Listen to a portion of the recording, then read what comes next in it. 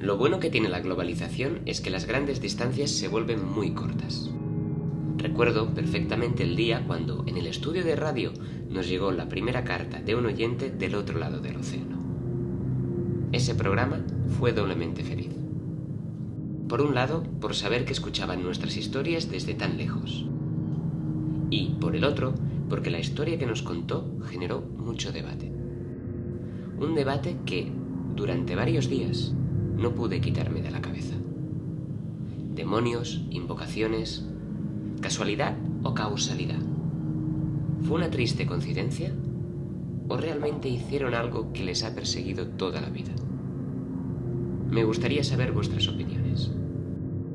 La carta la escribió y envió un tal Benjamín. Y arrancaba así. Queridos amigos, pues tras tantas horas escuchándoos, así ya os considero. Esto que voy a contaros sucedió cuando era chico, alrededor de los 15 o 16 años. Yo tenía un grupo de amigos y en esa época estábamos en ese proceso de querer hacernos los adultos. Fumábamos a escondidas, nos inventábamos novias y nos metíamos en alguna que otra bronca solo para presumir de las posteriores heridas. Fue en ese absurdo proceso de hacernos los mayores que uno de nosotros trajo un día una ouija. Habíamos escuchado 1000 historias horribles sobre ese tablón de madera y a todos nos daba miedo ni siquiera tenerla entre manos. Pero ninguno se atrevía a decirlo en voz alta por miedo a lo que pensaría el resto de nosotros.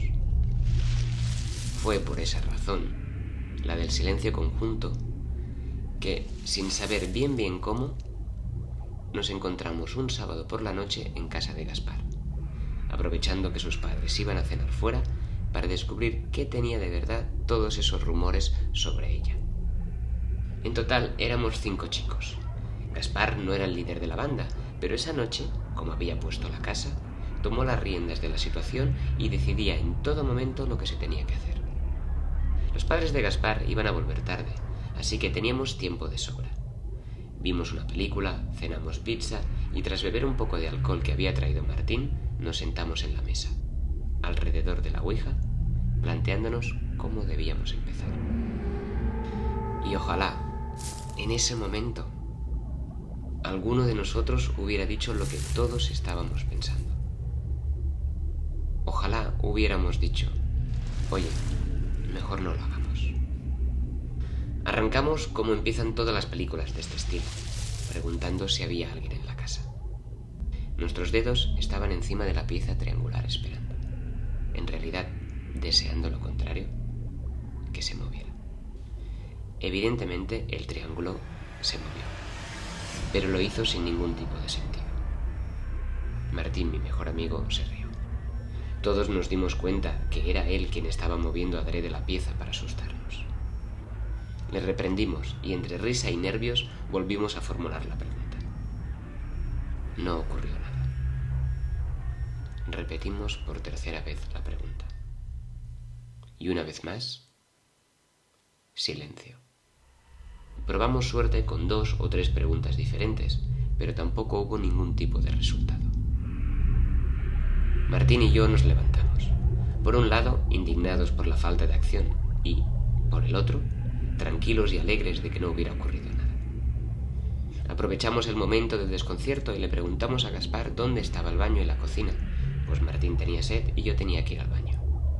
Gaspar se levantó con nosotros y nos acompañó a cada una de las estancias. Fui al baño y mientras me lavaba las manos evité a toda costa mirarme en el espejo. Había visto muchas películas de terror y no quería ser el protagonista de una de las escenas típicas con un doble malvado que te mira a través del espejo.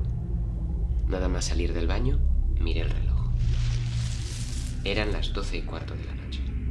Se había hecho tarde y lo mejor era que nos fuéramos ya cada uno a nuestras casas.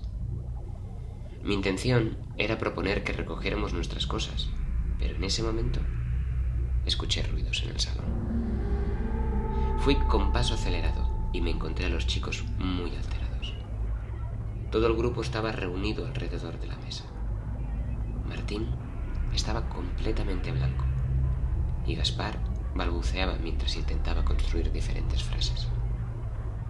Me acerqué corriendo y pregunté qué ocurría. Martín me dijo que, durante nuestra ausencia, El resto del grupo aseguraba que la ficha había empezado a moverse por sí sola y se había colocado en la casilla del sí. Evidentemente, lo primero que pensé era que nos estaban tomando el pelo.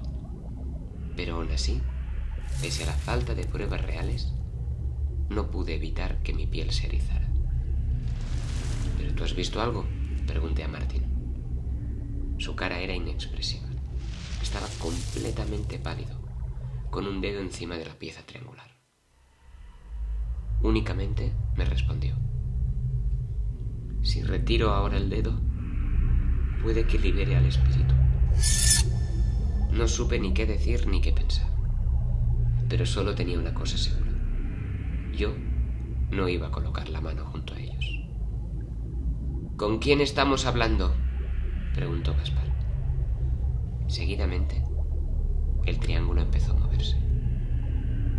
No eran los brazos de mis compañeros los que movían la ficha, sino la ficha parecía moverles a ellos. La pieza se desplazó hacia la letra Z y luego hacia el número 0. Z, 0. Z, 0. Una vez tras otra, sin parar, de un lado al otro. Primero la letra y después el número. Z, 0. Z, 0. Gaspar se puso nervioso. Todos lo estábamos, pero fue Gaspar quien decidió poner fin a esa cadena con una nueva pregunta. Una pregunta que, aún a día de hoy, nos arrepentimos de haberla hecho. ¿Qué es lo que quieres? La puerta de la casa sonó. ¡Que nadie quite el dedo!, gritó Martín. ¡Que nadie lo quite! ¡Es una trampa! Pase lo que pase, no podemos quitarlo. La puerta volvió a sonar. ¡Que vaya Benja a abrir! ¿Y por qué yo?, protesté asustado, sin darme cuenta de que, evidentemente, tenía que ser yo, pues era el único que no tenía un dedo colocado en el triángulo. ¿Y si son tus padres, Gaspar?, pregunté. Entonces abres, los saludas y me gritas que son ellos con absoluta normalidad. Nosotros esconderemos rápidamente la ouija en algún lugar. Sin saber de dónde saqué las fuerzas, ni la inconsciencia, me acerqué hasta la entrada. Cogí aire y la abrí. No pude decir nada. Me quedé helado y completamente mudo. ¿Quién es, Benja? Cerré la puerta de golpe y nada más cerrarla, volvió a sonar. Fui corriendo hasta el salón. Chicos, dejadlo ya. Tenemos que dejarlo, dije completamente asustado. Benja, joder, ¿quién era?, me preguntaban todos. Los miré fijamente y entre sollozos dije: nadie, no había nadie. Pero si están llamando, ¿cómo no va a haber nadie? He dicho que no hay nadie en la puerta. El timbre está sonando sin que nadie lo pulse. Gaspar miró fijamente el tablero, tragó saliva y volvió a hacer la misma pregunta. ¿Qué es lo que quieres? Media hora después de aquello, todos nos habíamos ido a nuestras casas corriendo. No volvimos a hablar jamás de ello. No dijimos nada a nuestros familiares. Nunca sacamos el tema. Jamás. Ni durante el funeral de los padres de Gaspar. Esa noche, la noche de la ouija, los padres de Gaspar jamás volvieron a casa. A las 12:19 de la noche, según los informes policiales, tomaban a demasiada velocidad una curva y perdían la vida. Me pregunto qué hubiera pasado si mis amigos no hubieran quitado asustados el dedo de la ouija tras la respuesta a la pregunta. Me pregunto si fue casualidad o coincidencia que la hora del accidente fuera muy cercana a la del timbre de la puerta. Me pregunto quién se supone que era Z y 0. Me pregunto si la palabra que salió tras la pregunta de Gaspar fue obra de uno de nosotros o realmente de alguien con quien habíamos contactado.